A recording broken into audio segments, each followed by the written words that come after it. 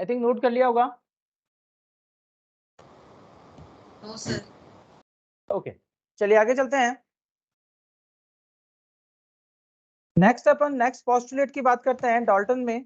Sir तो Dalton ने, sir please wait. आपने नोट कर लिया क्या? Sir no sir.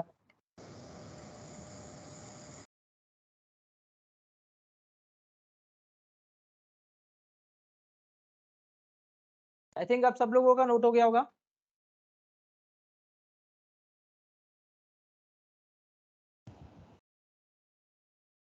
ओके,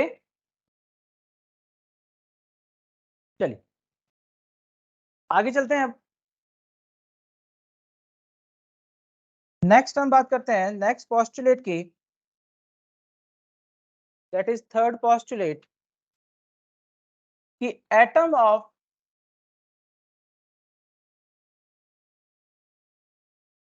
ए पर्टिकुलर एलिमेंट,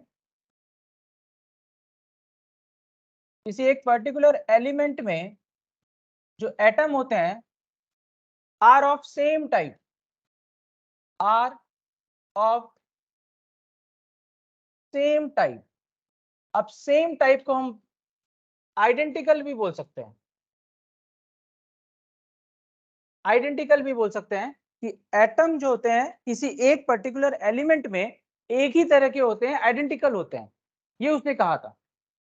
और जो फोर्थ पॉइंट उसने कहा कि atom can not be, atom can not be created और destroyed। ठीक है बेटा, एटम को ना तो बनाया जा सकता है ना डिस्ट्रॉय किया जा सकता है। वो कोई ऐसी ऐसी चीज है जिसको ना तो बनाया जा सकता है ना ही डिस्ट्रॉय किया जा सकता है, ये उसने कहा। अब देखो बेटा, यहाँ पर ये जो थर्ड एंड फोर्थ पॉइंट है, ये इस डाल्टन एटॉमिक थ्योरी की लिमिटेशन है।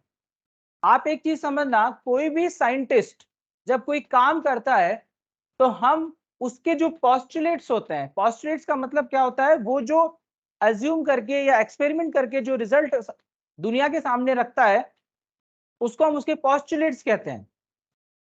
अब ये पॉस्टुलेट्स आप अगर मान लीजिए गलत होते हैं, मान लीजिए लगता है कि आपको ये जो इसने 4-5 पॉस्टुलेट दिए उसमें से 2-3 पॉस्टुलेट गलत है, आगे आपको स्टडी करने के बाद में पता चला, तो आप उस साइंटिस्ट के लिए कहेंगे कि ये जो उस साइंटिस्ट की जो थ्योरी थी उसमें कुछ ड्रॉबैक्स हैं। ड्रॉबैक्स नहीं कहेंगे, उसके कहेंगे लिमिटेशंस है। क्योंकि ड्रॉबैक कहना एक नेगेटिव वर्ड को इंडिकेट करता है। तो आप कहेंगे कि कोई भी थ्योरी जो होती है अगर उसके कुछ नेगेटिव पॉइंट्स भी हैं तो हम कहेंगे उसकी लिमिटेशंस। क्या कहेंगे बेटा? लिमिटेशंस। तो जब भी आप यूज करेंगे वर्ड ड्रॉबैक यूज नहीं करेंगे, लिमिटेशन वर्ड यूज करेंगे। ठीक है बेटा? तो अब हम यहाँ पे बात कर रहे हैं कि जो डाल्टन एटॉमिक थ्योरी है उसकी क्या क्या लिमिटेशंस थी। तो लिमिटेशन ये थी कि ये थर्ड पॉइंट है, ये थर्ड पॉइंट है, ये बिल्कुल करेक्ट पॉइंट नहीं है। क्योंकि क्या हुआ कि जब बाद में हमने देखा कि आइसोटोप्स भी नेचर में एग्जिस्ट करते हैं, जब आइसोटोप्स नेचर में एग्जिस्ट करते हैं तो इसका मतलब क्या होगा कि आइडेंटिकल नहीं होंगे दो एटम, एक एटम में एक एलिमेंट में दो एटम जो है वो क्या होंगे बेटा? आइडेंटिकल नहीं होंगे इन केस ऑफ आइसोटोप्स। तो ये जो पॉइंट है थर्ड पॉइंट, ये इस डाल्टन एटॉमिक थ्योरी की लिमिटेशन होगी। ऐसे ही फोर्थ पॉइंट है, ये भी एक लिमिटेशन है। आई थिंक इसके बारे में आप सब लोग जानते हैं कि एटम को बनाया भी जा सकता है और डिस्ट्रॉय भी किया जा सकता है in nuclear reactions. Nuclear reaction में एक एटम दूसरे एटम में कन्वर्ट हो जाता है। ठीक है ना, ये हमने बाद में देखा, तो इसका मतलब ये भी एक तरह की लिमिटेशन होगी। ओके बेटा, तो ये 4 पॉइंट थे important point for Dalton atomic theory. अब अपन आगे चलते हैं, अब हम बात करते हैं सब एटॉमिक पार्टिकल्स के बारे में। सब एटॉमिक पार्टिकल्स, ठीक है, सब एटॉमिक पार्टिकल्स। सब एटॉमिक पार्टिकल्स का मतलब क्या कि ऐसे पार्टिकल जो कि एटम के अंदर होते हैं, एटम के अंदर जो पार्टिकल होते हैं, एटम जिनसे मिलके बना होता है, एटम जिनसे मिलके बना होता है उनको बोलेंगे सब एटॉमिक पार्टिकल्स। अब ये जो सब एटॉमिक पार्टिकल्स हैं, इनकी discovery even Dalton atomic theory से पहले ही हो चुकी थी। सब एटॉमिक पार्टिकल्स कौन कौन से हैं बेटा? जो अपन बोलते हैं कि कॉमन सब एटॉमिक पार्टिकल्स। वैसे अभी तक मैं आपको बता दूं कि टोटल 32 सब एटॉमिक पार्टिकल्स डिस्कवर हो चुके हैं। जो मॉडर्न साइंस है वो 32 सब एटॉमिक पार्टिकल्स डिस्कवर कर चुकी है। इसका मतलब हम ये कह सकते हैं कि एक एटम जो है ना, बहुत सारे सब एटॉमिक पार्टिकल से मिलकर बनता है, लेकिन उसमें से कुछ सब एटॉमिक पार्टिकल्स जो है वो कॉमन है।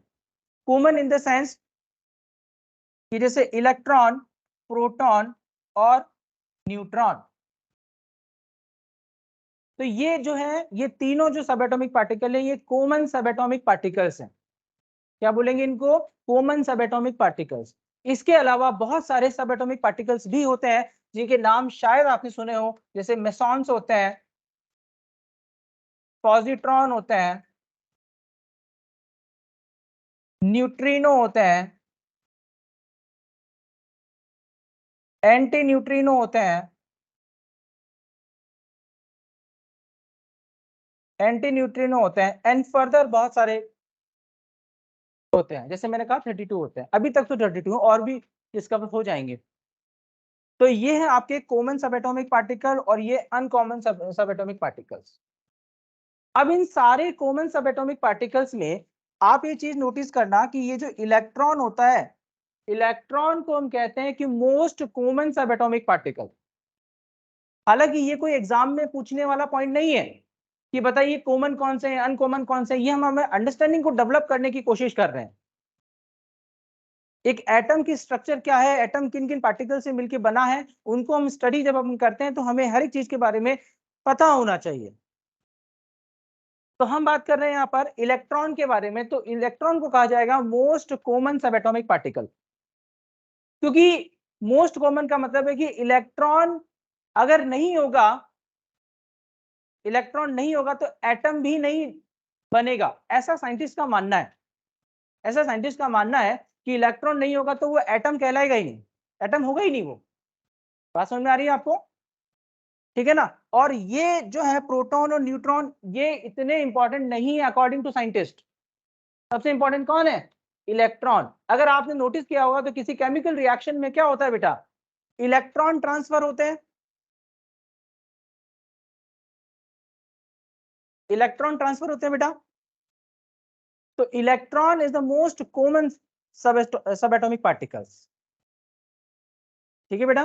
तो अब यहां पर हम बोलेंगे कि ये तो हो गया मोस्ट कॉमन।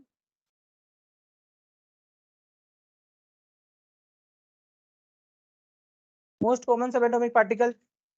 प्रोटॉन और न्यूट्रॉन भी होते हैं। इवन आपको पता होगा हाइड्रोजन के अंदर तो न्यूट्रॉन होता ही नहीं है, एब्सेंट इन हाइड्रोजन। ये पता है कि नहीं पता आपको? बोलो बेटा। पता है सर। यस। तो एब्सेंट इन हाइड्रोजन, तो इसका मतलब नहीं हो तो भी काम चल जाएगा। इसी तरह से प्रोटॉन के बारे में अभी हम कुछ कमेंट नहीं कर सकते, लेकिन प्रोटॉन नहीं हो तो भी काम चल जाएगा, ये कहना चाहते हैं साइंटिस्ट। ठीक है। तो ये हो गया सब एटॉमिक पार्टिकल्स। अब हम क्या करते हैं, देखो क्या है कि अब हम सब एटॉमिक पार्टिकल्स की, देखो अब क्या है आगे चैप्टर में हम क्या क्या करते हैं कि जब हम एटॉमिक स्ट्रक्चर के बारे में बात करते हैं तो सबसे जो पहला टॉपिक आपके इसमें आता है एनसीईआरटी में, दैट इज डिस्कवरी ऑफ सब एटॉमिक पार्टिकल्स। ठीक है बेटा, डिस्कवरी ऑफ सब एटॉमिक पार्टिकल्स। तो डिस्कवरी ऑफ सब एटॉमिक पार्टिकल्स में हम क्या करते हैं कि भाई इलेक्ट्रॉन कैसे डिस्कवर हुआ, क्या उसका फंडामेंटल था, ठीक है ना, प्रोटॉन कैसे डिस्कवर हुआ, न्यूट्रॉन कैसे डिस्कवर हुआ, उसके बारे में पढ़ते हैं। तो अभी हम जो अभी एटॉमिक स्ट्रक्चर जो टॉपिक पढ़ रहे हैं अभी फिलहाल, इस टॉपिक में अभी फिलहाल के लिए अपन जो सब एटॉमिक पार्टिकल्स की जो डिस्कवरी है उस पार्ट को नहीं पढ़ेंगे, फिलहाल के लिए नहीं पढ़ेंगे। आप चाहो तो इसको बुक से एक बार रीडिंग कर लेना, ठीक है ना। अदरवाइज ये आपकी फिजिक्स में जो मॉडर्न फिजिक्स आती है वहां पर भी अपन इसको पढ़ते हैं, ठीक है ना। तो फिलहाल के लिए भी अपन नहीं पढ़ेंगे। अगर आपको कहीं से कोई सोर्स नहीं मिल रहा है या कोई डाउट है तो उसको अपन डिस्कस कर सकते हैं, कोई दिक्कत नहीं है, बहुत आसान सा टॉपिक है ये। अगर फिर भी आपको लगता है कि क्लास लेनी चाहिए तो अपन इसको क्लास में पढ़ लेंगे, लेकिन फिलहाल अभी नहीं पढ़ेंगे। Is it clear? लेकिन हम क्या करते हैं यहाँ पर कि जो ये सब एटॉमिक पार्टिकल्स है इनकी कुछ प्रॉपर्टीज हैं, जैसे इनका कुछ मास होता है, इनका कुछ चार्ज होता है, ठीक है ना, ये कैसे डिस्कवर हुए उसके बारे में थोड़ा सा हम यहाँ पे देख लेते हैं इन टेबुलर फॉर्म। ओके बेटा, तो अभी हम क्या करते हैं कि इनको स्टडी करते हैं, इनको देखते हैं, इनके कुछ डाटा जिनको याद करने की कोशिश करते हैं। आई थिंक आपको वो याद भी होगा, लेकिन फिर भी हम एक फॉर्म में बना रहे हैं। आई थिंक आपने नोट कर लिया होगा, हटा दूं इसको।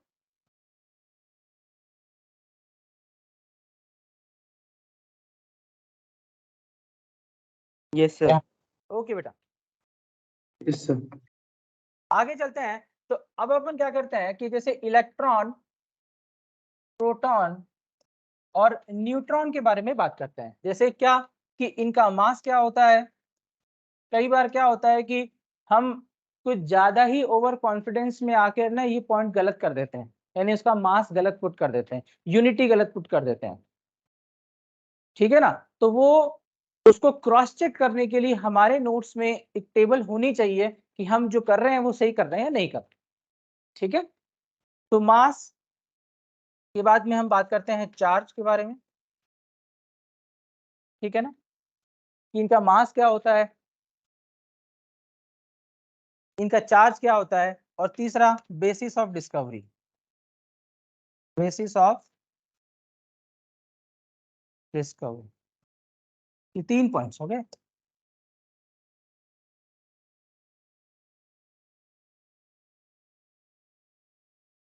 ठीक, अच्छा मुझे बताओ मास ऑफ इलेक्ट्रॉन कितना होता है। मास of electron 9.11 into 10 to the power minus 31 kg. 9.11, इसको अपन 9.1 ही लिखेंगे। 9.1 into 10 to power minus 31 kg, ठीक है बेटा। प्रोटॉन का मास वैसे ये होता है 9.109, 9.109, ठीक है ना। तो अगर अपन 2 ही डिजिट ले रहे हैं तो 9.1 ही लिख रहे हैं। Is it clear. प्रोटॉन का मास कितना होगा, 1.6 into 10 to the power minus 27 kg. 1.6726 लिखेंगे बेटा, into 10 to power minus 27 kilogram, ठीक है। और यहां लिखेंगे 1.6742, 1.6742 into 10 to power minus 27 kg, ठीक है ना। तो इस ये ऐसा लिखने का रीजन क्या है। वैसे अगर हम बोले कि 1.67 बोल दें तो भी गलत नहीं होगा, लेकिन इसको ऐसा लिखने का रीजन ये है कि हम बोलेंगे कि neutron is slightly heavier than proton, neutron is slightly heavier than proton, इसलिए अपन इस चीज को ऐसा लिख रहे हैं। Is it clear. Okay, charge की बात करें तो जो इलेक्ट्रॉन पे चार्ज होता है उसकी वैल्यू कूलम में कितनी होती है, minus 1.67 into 10 to power minus 19 coulomb. अच्छा माइनस साइन नहीं लगाएंगे, आपसे बोलेगा चार्ज ऑफ इलेक्ट्रॉन तो बोलेंगे दिस वैल्यू। अब इलेक्ट्रॉन ऑलरेडी नेगेटिवली चार्ज होता है, तो जब अपन न्यूमेरिकल करेंगे तो नेगेटिव साइन का यूज करेंगे, ठीक है बेटा। लेकिन जब अपन बता रहे हैं किसी को तो चार्ज की वैल्यू बतानी है, ठीक है ना, क्योंकि वो ऑलरेडी अंडरस्टूड है कि इलेक्ट्रॉन एक नेगेटिवली चार्ज स्पीड, वो कभी भी पॉजिटिवली चार्ज स्पीसी नहीं बन सकता। Is it clear. इसके बाद में ये कितना हो जाएगा 1.67 into 10 to power minus 19 coulomb. अब ये आपका पॉजिटिवली चार्ज स्पीसी है, पार्टिकल है, तो आपने पॉजिटिव लगा दिया, लेकिन सेम चार्ज वैल्यू। और न्यूट्रॉन कैसे होते हैं बेटा, इन पे चार्ज 0 होता है क्योंकि ये न्यूट्रल होते हैं, ठीक है। इसके बाद में बेसिस ऑफ डिस्कवरी। अच्छा मुझे बताओ इलेक्ट्रॉन की डिस्कवरी कैसे हुई थी, कैथोड रे एक्सपेरिमेंट से, कैथोड रे एक्सपेरिमेंट से बेटा। अब कुछ बच्चे बोल रहे हो कि सर हमने तो पढ़ा ही नहीं, आपने तो पढ़ाया ही नहीं, हम कैसे बता दें, ठीक है ना। और ये दूसरा होता है ये एनोड रे एक्सपेरिमेंट, एनोड रे एक्सपेरिमेंट। और तीसरा ये अपन कैसे करते हैं, बेरिलियम 49 के ऊपर अल्फा पार्टिकल्स की बॉम्बार्डिंग कराते हैं, जिससे कि आपको क्या मिलता है,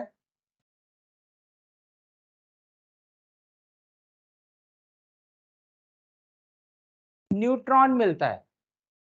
तो न्यूट्रॉन की डिस्कवरी इस तरह से होती है कि बेरिलियम की शीट पर अल्फा पार्टिकल, ये क्या है बेटा, अल्फा पार्टिकल, ठीक है। अल्फा अल्फा पार्टिकल के बारे में और देखेंगे अभी, ठीक है ना। तो ये अल्फा पार्टिकल है, ठीक है ना। तो बेरिलियम के न्यूक्लियस पर जब अपन अल्फा पार्टिकल्स का स्ट्राइक करवाते हैं तो नया एटम बनता है, कार्बन एंड न्यूट्रॉन रिलीज होते हैं, ठीक है बेटा। तो ये कंसेप्ट है इसका। तो ये टेबल आपने आई थिंक बना ली।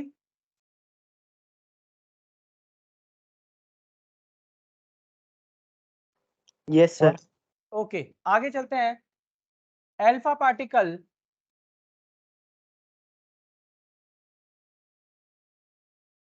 पार्टिकल जैसे मैंने बोला कि it is nucleus of helium. ये हीलियम का न्यूक्लियस होता है, जिसको अपन रिप्रेजेंट करते हैं इस तरह से। अभी अपन ने +2 चार्ज नहीं लगाया था, वहां पे +2 चार्ज नहीं लगाया था, लेकिन जो रिप्रेजेंटेशन होता है अल्फा पार्टिकल का वो इस तरह से होता है। अगर आप हीलियम एटम में से 2 इलेक्ट्रॉन निकाल दो तो क्या बचेगा, केवल हीलियम का न्यूक्लियस बचेगा, और वो 2 टाइम्स पॉजिटिवली चार्ज होगा, क्योंकि उसके अंदर कितने बेटा, 2 प्रोटॉन है। तो 2 प्रोटॉन की वजह से वो 2 टाइम्स पॉजिटिवली चार्ज हो जाएगा। तो इसको अपन ये +2 से रिप्रेजेंट कर रहे हैं यहाँ पर, ठीक है ना, उसको दिखाने के लिए। तो this is the alpha particle, nucleus of helium, ठीक है बेटा। अब एक टर्म हम यहाँ पे पढ़ते हैं, specific charge. Specific charge, specific charge. अब एक चीज समझ जाना हमेशा के लिए, हमेशा के लिए एक चीज समझ जाना आप, कि स्पेसिफिक वर्ड कहीं पे यूज में लिया जा रहा है, केमिस्ट्री में कहीं स्पेसिफिक वर्ड का यूज हो रहा है, तो स्पेसिफिक का मतलब होता है पर यूनिट मास। स्पेसिफिक का मतलब केमिस्ट्री में कहीं पर भी अगर आप बोलो कि स्पेसिफिक ये, स्पेसिफिक वो, स्पेसिफिक XYZ, तो स्पेसिफिक का मतलब होता है कि वो जो क्वांटिटी हम जिसकी बात कर रहे हैं वो पर यूनिट मास में कितनी है, तो उसको अपन बोलेंगे स्पेसिफिक, ठीक है ना। तो यहां हम बोल रहे हैं कि स्पेसिफिक चार्ज मतलब चार्ज पर यूनिट मास। क्या लिखेंगे बेटा, चार्ज पर यूनिट मास, तो उसको बोलेंगे अपन स्पेसिफिक चार्ज। तो स्पेसिफिक चार्ज को अपन रिप्रेजेंट करेंगे कूलम पर केजी में, कूलम पर केजी में कर सकते हैं, कूलम पर ग्राम में कर सकते हैं। चार्ज पर यूनिट मास को ही अपन क्या कहेंगे, स्पेसिफिक चार्ज कहेंगे। ये मैं आपको कहना चाहता हूँ, यूनिट कुछ भी हो सकती है, मास कुछ भी हो सकता है। अगली बात समझ में। तो इन जनरल हम बोलते हैं कि कूलम पर केजी होगा। Is it clear. अब हम यहाँ पे क्या करते हैं कि स्पेसिफिक चार्ज आइडेंटिफाई करते हैं डिफरेंट डिफरेंट सब एटॉमिक पार्टिकल्स का, ठीक है ना। तो जैसे स्पेसिफिक चार्ज ऑफ, जैसे इलेक्ट्रॉन कितना हो जाएगा बेटा, स्पेसिफिक चार्ज ऑफ इलेक्ट्रॉन यानी charge of electron divide by mass of electron. आप मुझे कैलकुलेट करके बताएं बेटा कि कितनी वैल्यू आएगी, अप्रॉक्सीमेट वैल्यू बता दें, डेसिमल में ज्यादा डीप में नहीं जाना है।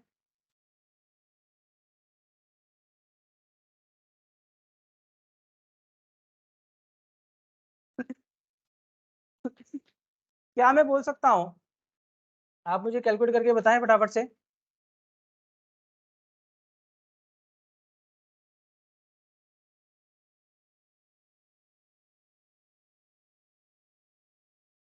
क्या इलेक्ट्रॉन के लिए वैल्यू ये आ रही है 1.76 इंटू 10⁻11 कूलम पर केजी। आप वेरीफाई करें, जस्ट कॉपी पेस्ट मत करना, वेरीफाई करें बाय पुटिंग द वैल्यूज, ठीक है ना।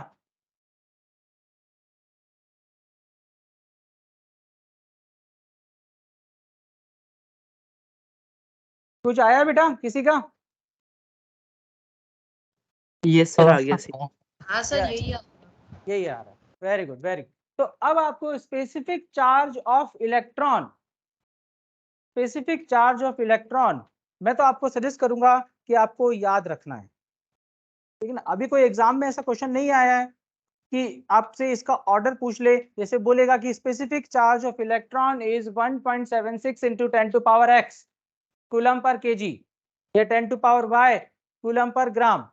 तो बताइए x कितना है, y कितना है। तो आप वहां पे कैलकुलेट करने नहीं बैठेंगे कि अपन ने चार्ज को मास से डिवाइड किया और फिर वो एक वैल्यू आई, फिर उसको ग्राम में केजी में कन्वर्ट किया, नहीं। कुछ पार्टिकल्स ऐसे हैं जिनकी आपको वैल्यूज पता होनी चाहिए। Is it clear? ये ध्यान रखेंगे। अब जैसे मान लो मैं आपसे क्वेश्चन पूछता हूं, आप यहाँ पर प्रोटॉन का, न्यूट्रॉन का, अच्छा न्यूट्रॉन का स्पेसिफिक चार्ज कितना हो जाएगा? 0। न्यूट्रॉन का स्पेसिफिक चार्ज विल बी 0 क्योंकि उसका चार्ज ही 0 है, ठीक है ना। तो अगर आपसे कोई पूछे कि अगर आपके पास में बहुत सारे सब एटॉमिक पार्टिकल्स हैं या पार्टिकल आपको कोई भी रैंडम दे दिया, तो आपको बोलेगा कि स्मॉलेस्ट स्पेसिफिक चार्ज किसका है, तो न्यूट्रॉन का हो जाएगा, न्यूट्रॉन से छोटा किसी का हो नहीं सकता, ठीक है ना। तो आपको क्या बोला है क्वेश्चन कि कंपेयर द स्पेसिफिक चार्ज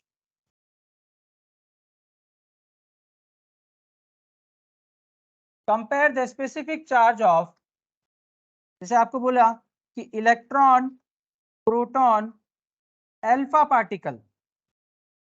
अब ये अल्फा पार्टिकल के बारे में मैं आपको बता दूं, या आपको नजर भी आ रहा होगा कि इसका जो मास है वो 4 times of mass of proton है, क्योंकि मास ऑफ प्रोटॉन और न्यूट्रॉन हम सेम मान रहे हैं। सॉरी, मैंने क्या लिखा, सॉरी, मास हम लिखेंगे 4 times of mass of proton, और जो इसका चार्ज है वो क्या लिखेंगे, 2e लिखेंगे, ठीक है ना। चार्ज कितना लिखेंगे, 2e लिखेंगे। तो अब आपको बोला है कि इलेक्ट्रॉन, प्रोटॉन, अल्फा पार्टिकल, और इसमें अपन एक ले लें न्यूट्रॉन और एक और ले लेते हैं अपन डी प्लस। क्या आप बता सकते हैं डी प्लस क्या है? हाइड्रोजन का एक आइसोटोप है ड्यूटेरियम, ड्यूटेरियम। हाइड्रोजन का आइसोटोप है ड्यूटेरियम, उसमें से अपन ने एक इलेक्ट्रॉन निकाल दिया तो डी प्लस बचा, ठीक है ना। तो हाइड्रोजन को कैसे रिप्रेजेंट करते हैं बेटा अपन, 1H1 से रिप्रेजेंट करते हैं हाइड्रोजन को।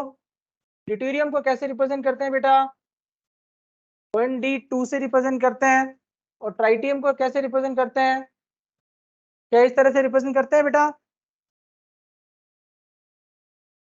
बताइए। यस। तो अब हम आपसे आपसे क्वेश्चन पूछा है कि इनका ऑर्डर बताइए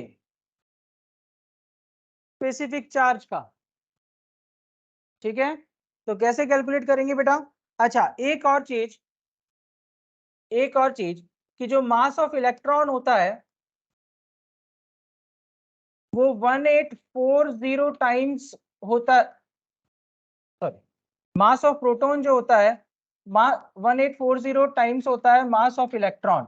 ये भी आप एक चीज याद रखेंगे, अप्रॉक्सीमेट वैल्यू बता रहा हूं मैं आपको, 1840 times of mass of electron. Electron के मास को अगर 1840 टाइम्स कर दिया जाए तो वो मास ऑफ प्रोटॉन हमें मिल जाएगा, ठीक है ना।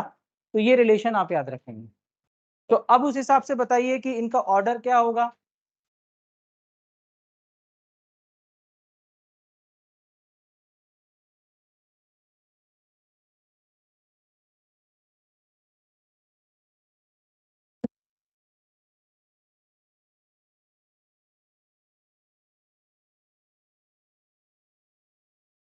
क्या ये ऑर्डर आ रहा है बेटा?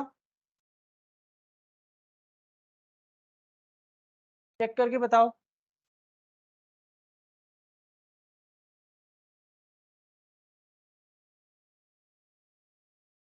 चेक करके बताओ।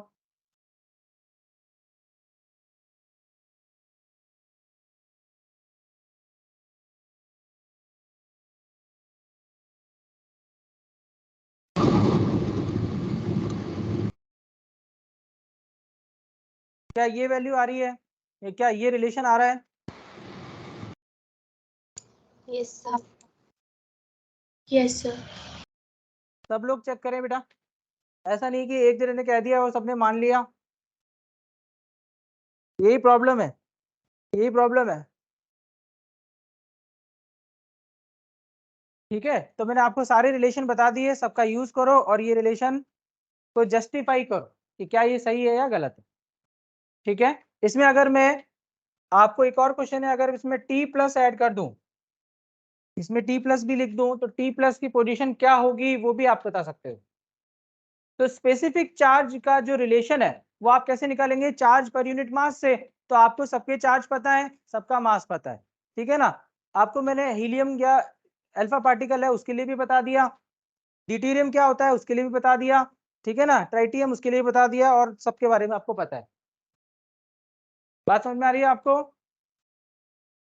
निकाल सकते हो, चार्ज पर यूनिट मास निकालना है, न्यूमेरिकल वैल्यू मत निकाल देना, बस आप ये एमपी की फॉर्म में निकाल दो सबको, ठीक है ना। एमपी की फॉर्म में निकाल दो सबको, डिनोमिनेटर में एमपी एमपी एमपी लिख दो, कि जो रेशियो सबसे ज्यादा होगा वो सबसे आगे आ जाएगा। क्या हो रहा है? हम ऑडिबल बेटा, मेरी वॉइस क्लियर है? यस सर, मैं दिखाई दे रहा हूँ बेटा आपको? Yes sir. अच्छा अच्छा, ओके, चलिए आगे चलते हैं। एक नोट डाल के अपन लिखेंगे, ये लिख लिया आपने? नोट डाल के लिखिए बेटा एक पॉइंट। सर एक बार आप पिछली स्लाइड पे जा सकते हैं। यस बेटा, sir can you go in the previous side? Yes.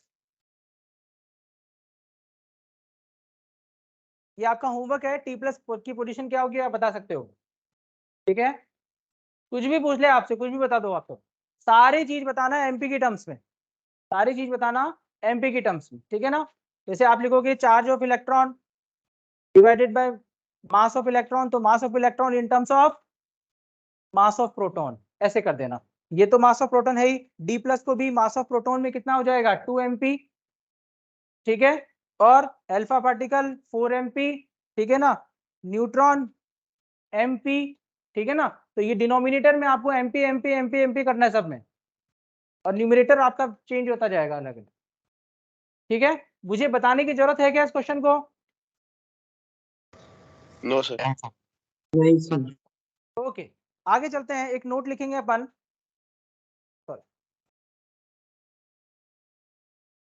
एक नोट लिखेंगे कि the specific charge of a moving particle, specific charge of a moving particle is always less than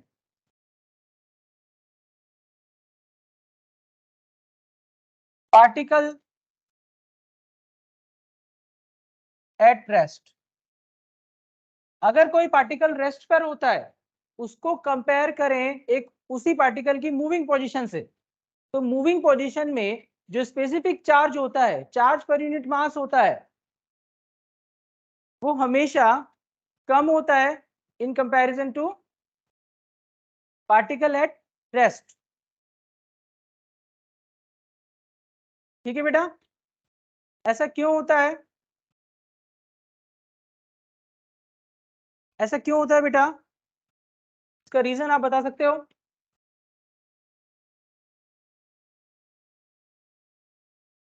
इसका रीजन आप बता सकते हो बेटा?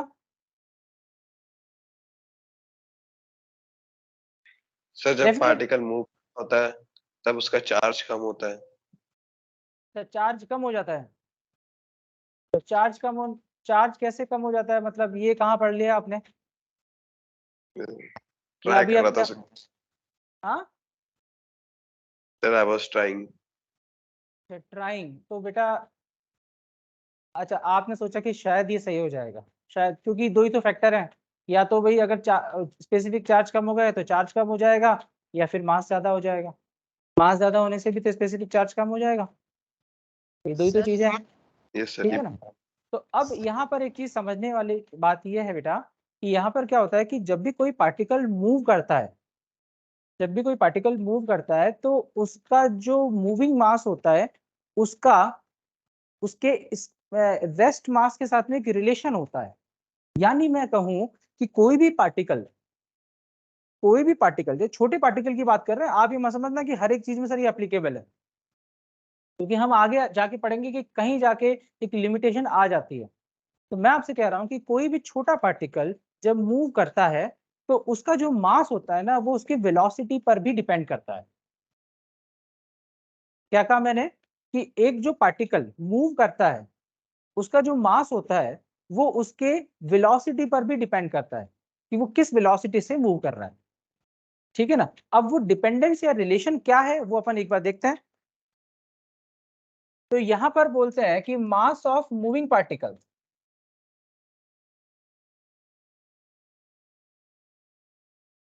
मास ऑफ मूविंग पार्टिकल जो होता है कि mass of particle at rest divided by 1 minus B by C whole square. तो किसी भी मूविंग पार्टिकल का जो मास होता है उसकी वेलोसिटी पर इस तरह से डिपेंडेंट होता है। यहां पर ये एम नॉट है, मास of particle at rest, eight rest, ठीक है। यहां हम बोलेंगे कि v इज द वेलोसिटी या speed of particle, speed of particle. और तीसरा आपका जो c है, ये क्या है बेटा? Speed of light, speed of light, ठीक है, स्पीड ऑफ लाइट। तो यहां से हम किसी भी मूविंग पार्टिकल का मास निकाल सकते हैं। Is it clear? चलें आगे। Yes. ओके, तो इसको नोट कर लो, फिर अपन आगे चलते हैं।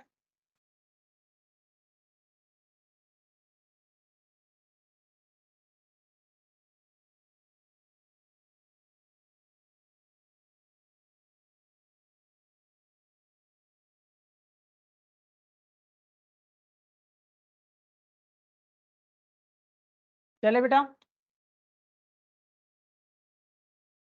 Yes, sir. ओके, नेक्स्ट आप लिखिए, हेडिंग लगाएंगे अपन एटॉमिक मॉडल्स, एटॉमिक मॉडल्स।